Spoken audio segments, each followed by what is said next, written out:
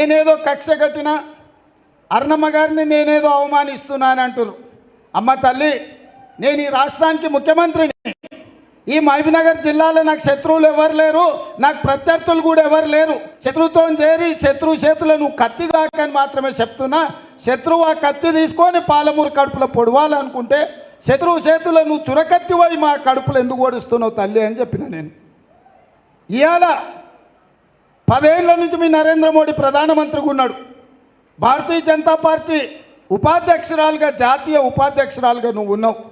ఎందుకు మా పాలమూరు రంగారెడ్డి ఎత్తిపోతల పథకానికి జాతీయ హోదా తీసుకురాలేదని నేను అడిగిన. ఎందుకు మా కృష్ణా వికారాబాద్ రైల్వే లైన్ పూర్తి చేయలేదని అడిగిన. ఎందుకు Mahabubnagar Raichur road national highway అయితే పనులు పూర్తి కాలేదని అడిగిన. ఇవే కదా నేను అడిగిన.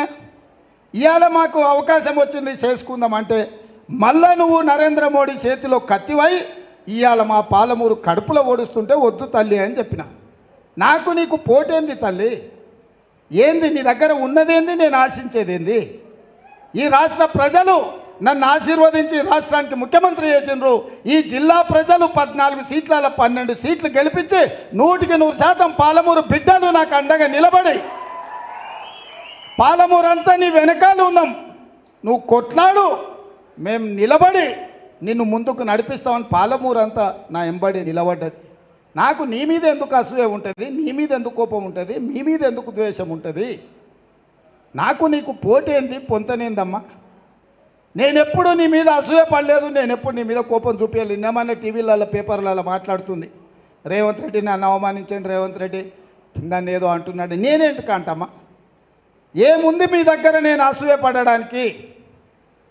నీ సొంత గద్వాలనే మన ఎన్నికల్లో నువ్వు పోటీ చేయలేదు. నీ పార్టీ తరఫున పోటీ పెడితే 7,000 ఓట్లు వచ్చినాయి, డిపాజిట్ జప్తు అయిపోయింది నీ గద్వాల్లో. నీ సొంత ఊర్లోనే డిపాజిట్ పోయినాక, నీ సొంత ఊర్లోనే నీ సొంత పార్టీ ఆగమాగమైనాక నేను ఆవిడ మీద ఎందుకు బాధపడతా, లేకపోతే ఆవిడ మీద ఎందుకు కోపం పడతా? ఏంది మన ఇద్దరికి ఎందుకు?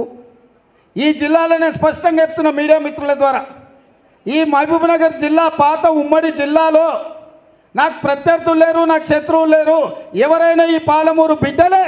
ఆ పాలమూరు బిడ్డలు ఈ ప్రాంతం అభివృద్ధి కోసం సహకరించాలనేది నా ఆలోచన తప్ప నాకెవరి మీద ఎలాంటి ద్వేషం లేదు, నాకు ఎలాంటి కోపం లేదు. నా పట్టుదల అంతా ఒక్కటే. లేక లేక ఒక అవకాశం వచ్చింది.